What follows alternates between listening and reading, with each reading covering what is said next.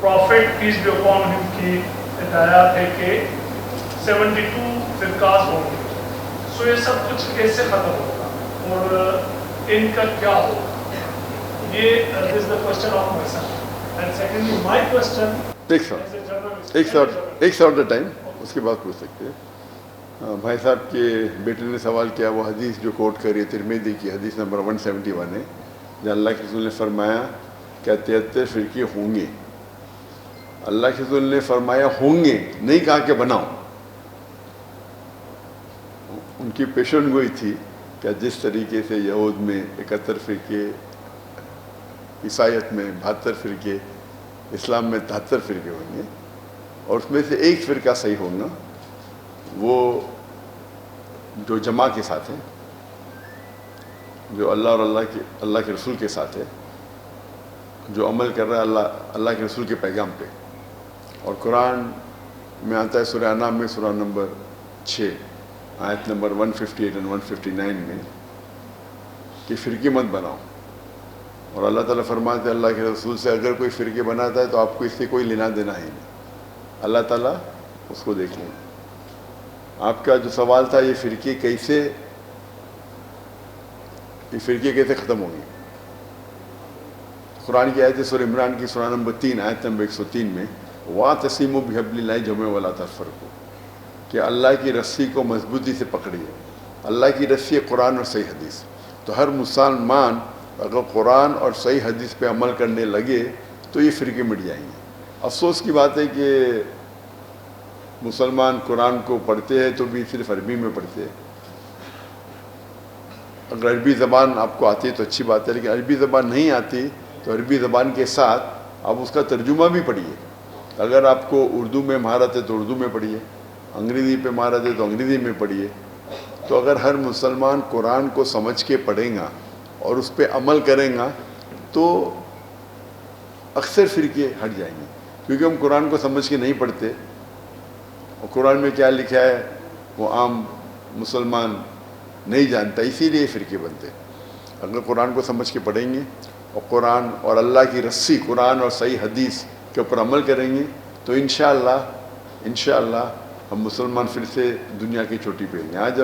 आज हम मुसलमान देखे जाओ तो फुटबॉल की तरह लोग लात मारते हैं उसको, we are look down upon, क्योंकि हम कुरान और हदीस से दूर हो गए। इंशाअल्लाह वापस नज़दीक आएंगे तो हम चोटी पे पहुँचेंगे दुनिया की। डॉक्टर साहब, मेरा नाम खावर नवाज राजा है, मैं दुनिया न्यूज़ से हूँ। आपको पाकिस्तान में आप खुशामदीद कहते हैं और आपका शुक्रिया भी अदा करते हैं कि आप यहाँ तशरीफ़ लाए।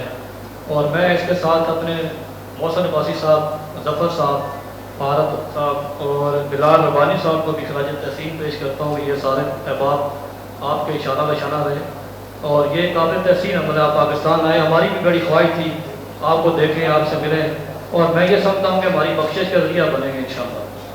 मेरा सवाल आपसे ये है, आप पाकिस्तान में रहे, माशाअल्लाह आपकी बहुत खूबसूरत और अच्छे अंदाज से मेहमान नवाजी हुई जिसका आपने अपने अल्फाज में जिक्र भी किया। तो पाकिस्तान में कोई ऐसी शख्सियत रहेगी जिससे आप ना मिले हों?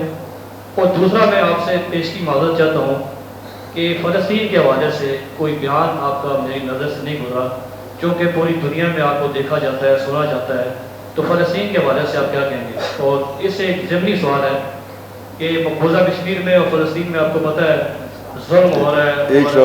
एक सवाल दो सवाल पूछ लिए सप्लीमेंट्री भाई साहब ने। मकबूजा कश्मीर के हवाले से बता दें, वहाँ जो कठपुतली हुकूमत बनाई गई है उस हवाले से। भाई साहब ने पूछा ऐसा कोई शख्स बच गया पाकिस्तान में जिसे आपने नहीं मिले? एक हूँ तो बोलूँ, लाखों है, करोड़ों है। मैं जिनको मिला वो तो चंद हज़ार हो गए और अक्सर मिलना चाहते, लेकिन वक्त की किल्लत होने की वजह से हम रात के 2-2, 3-3 बजे तक लोग को मिल रहे थे। तो पूछे एक शख्स बताए जिसे नहीं मिले तो लाखों में ना होंगे। इंशाअल्लाह उम्मीद है कि जो लोग मुझसे मोहब्बत करते हैं मैं उनसे मोहब्बत करता हूँ, यहाँ नहीं तो आखिरत में इंशाअल्लाह मुलाकात करेंगे।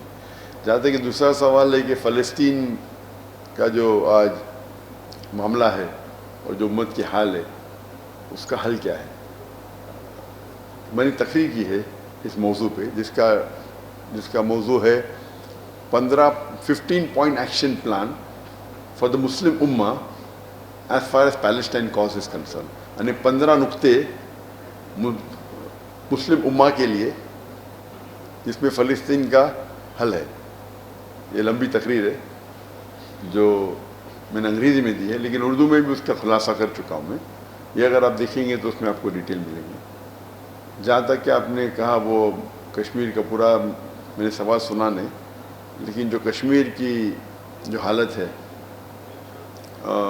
ٹھیک ہے، ہم دیکھتے ہیں مسلمانوں کو کئی جگہ جو ہیومن رائٹس وائلیشن ہو رہا ہے، چاہے فلسطین میں ہو، چاہے کشمیر میں ہو، چاہے چین میں ہو، چاہے روہنگا میں ہو. اگر مسلمان اس کا حل وہی ہے، 15 پوائنٹ ہے نا، وہی حل ہے. وہ 15 پوائنٹ ایکشن پلان سب کے لیے حل ہے. ہم مسلمان بٹے ہوئے، اگر ہم مسلمان ایک ہو جائیں گے تو انشاءاللہ کوئی ہمیں فٹ بال کی طرح نہیں لات ماریں گا. جو ہیومن رائٹس وائلیشن سب جگہ ہو رہا ہے تو مسلمان کے خلاف خصوصاً، اس کی وجہ ایک ہی ہے. اگر مسلمان ایک ہو جائیں گے اور اللہ کی رسی کو مضبوطی سے پکڑیں گے تو انشاءاللہ ہم پھر سے، اور یہ وقت آئیں گا. اللہ تعالیٰ فرماتے قرآن مجید میں 3 جگہ، سورہ توبہ سورہ نمبر 9 آیت نمبر 33، سورہ فتح سورہ نمبر 48 آیت نمبر 28، اور سورہ صف سورہ نمبر 61 آیت نمبر 9، هو الذی ارسل رسولہ بالہدی ودین الحق لیظہرہ علی الدین کلہ. اللہ نے بھیجا اپنے پیغمبر محمد صلی اللہ علیہ وسلم کو دین الحق کے ساتھ تاکہ وہ سارے مذاہب پہ غالب ہو، چاہے وہ عیسائیت ہو، یہودیت ہو، ہندوازم ہو، بدھزم ہو، سیکولرزم ہو، ایتھیزم ہو، سوشلزم ہو. Islam is destined to supersede all, کل ماسٹر دیم آل. اور اللہ تعالیٰ 2 جگہ کہتے ہیں وَلَوْ كَرِهَ الْمُشْرِكُونَ، کتنا بھی مشرک نہ چاہیں گے، کتنا بھی غیر مسلمان نہ چاہیں گے. اور ایک جگہ کہتے ہیں اللہ وَكَفَى بِاللَّهِ شَهِيدًا، اور اللہ شہادت کے لیے کافی ہے. تو اللہ کا وعدہ ہے کہ ہمارا دین غالب ہوگا.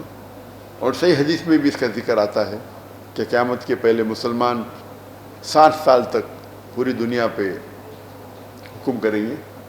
اور شریعت کے وہ ہے کہ ہم مسلمان کو بھی یہ دیکھنا چاہیے، اللہ نے وعدہ دیا تو اللہ سبحانہ و تعالیٰ کو آپ کو میری ضرورت ہی نہیں، اللہ تعالیٰ اکیلے کافی ہے. اللہ ہم کو موقع دے رہے کہ آپ قرآن و حدیث پہ چلتے ہیں کیا نہیں. اللہ کو تو ہماری ضرورت ہی نہیں. ہمیں کیا جو اللہ تعالیٰ کو اگر فلسطین کا حل کرنا ہے وہ تو 1 سیکنڈ میں کن فیکن ہو سکتا ہے. اللہ تعالیٰ امتحان لے رہے ہمارا، جو فلسطین پہ ہو رہا ہے وہ فرض کفایہ کر رہے. ہم کیا کر رہے ہیں؟ وہ فلسطین تو اکثر ایکسیلنٹ مارکس سے پاس ہوئیں گے، ہم فیل ہو جائیں گے. ہم کیا کر رہے ہیں؟ ان سے زیادہ ہمارا امتحان ہے. فلسطین کو دیکھ کے لگتا ہے صرف ایک ہی ملک پورے دنیا میں آزاد ہے، وہ فلسطین ہے، باقی سب آکیوپائڈ ہے. ایک ہی ملک آزاد ہے. تو انشاءاللہ قرآن و حدیث پہ عمل کریں گے تو ہمیں فتح ملے. سوال پہ کوشش کریں، ایک ہی سوال. ڈاکٹر یہ بتائیے گا پاکستانی پولیٹیشینز کو، اسکالرس کو، عوام کو کیا پیغام دے کے جانا چاہیے؟ اور نیکسٹ پورا آپ اپنا نام اور چینل کا نام بتائیے. تو آپ نے کہا کہ پاکستانی عوام اور اسپیشل اسکالرس کو کیا پیغام دینا چاہیے اور نیکسٹ پورا کا نیکسٹ پورا آپ کا کام مطلب ہے واقعی لے کے جانا. میں صاحب نے سوال پوچھا کہ پاکستانی عوام، پولیٹیشین اور علماء کو کیا پیغام دینا چاہتے ہیں. پیغام یہ ہے کہ پاکستان ایک واحد ملک پوری دنیا میں ہے جو اسلام کے نام پہ قائم ہوا. تو ساری دنیا کی نظر ہے کہ اسلام کے نام پہ قائم ہوا، تو ہمارا فرض ہے کہ ہم ایک نمونہ بتائے کہ اسلامی ملک کیسا ہوتا ہے. تو پیغام یہ ہے کہ قرآن اور حدیث کے اور قریب آئے اور قرآن اور حدیث پہ عمل کرے، چاہے عوام ہو چاہے پولیٹیشین ہو. علماء تو ماشاءاللہ کر رہے، دعوت دے رہے. اور یہ ہے میرا علماء سے کہ علماء اور پولیٹیشین ان کے ساتھ ایک گہرا تعلق ہونا چاہیے، کیونکہ یہ ملک جو بنا اسلام کے نام پہ، so they should be cooperation rather than friction. اور جو ماسٹر کی تعالیٰ الی کلمۃ سواء بین بینکم، ہاں وہ اس بات کی طرف جو آپ اور میں یکساں ہے. تو علماء کو حکمت سے بات کرنا چاہیے، جو حکمران ہیں، حکمران کو علماء کی بات ماننا چاہیے، تھوڑا گیو اینڈ ٹیک ہونا چاہیے. ہم یہ نہیں سمجھتے کہ اوور نائٹ بدلاؤ آ سکتا ہے. There should be cooperation, because اچھی بات ہے کہ سب مسلمان ہیں، عوام بھی مسلمان ہیں، حکمران بھی مسلمان ہیں، علماء بھی مسلمان ہیں.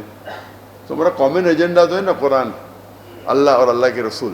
تو یہ کامن ایجنڈا کو رکھتے ہوئے، قرآن کو آگے رکھتے ہوئے، اللہ کو آگے رکھتے، اللہ کے رسول کو آگے رکھتے ہوئے اگر ہم بات کریں اور تھوڑا کمپرومائز کریں، تاکہ net result should be that یہ دیش اور قرآن و حدیث کے قریب آئے. یہ رزلٹ ہونا چاہیے. 100% اوور نائٹ تو ممکن نہیں. اللہ کے رسول جب تھے وہ بھی ماشاءاللہ 22-23 سال لیے، آہستہ آہستہ. آپ کو تو 70 سال ہو گئے نا، اس سے زیادہ.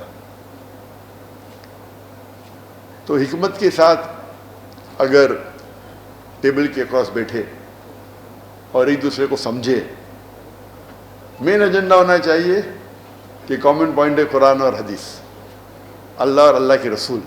اس پوائنٹ پہ بیٹھ کے اگر بات کرے